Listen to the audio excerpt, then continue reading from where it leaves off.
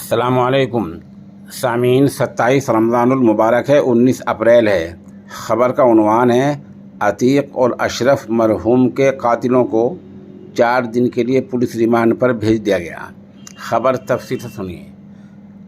عتیق احمد اور اشرف احمد مرحوم کے قتل کے الزام میں گرفتار تینوں ملزموں کو عدالت نے SIT کے 4 روزہ ریمانڈ پر دے دیا ہے۔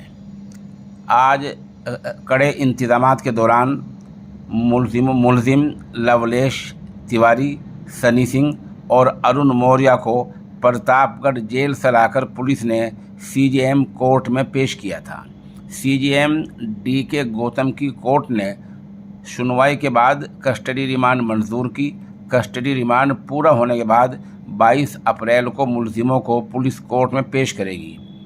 ملزموں کی پیشی کو لے کر ضلع کورٹ میں حفاظتی سخت بندوبست کیے گئے تھے۔ آپ کو بتلا دیں، یہ وہی قتل ہے جو میڈیا کے سامنے، کیمروں کے سامنے اور پولیس کسٹڈی میں ہوا تھا، جس نے نہ صرف ہندوستان بلکہ پوری دنیا میں ہلچل برپا کر رکھی ہے۔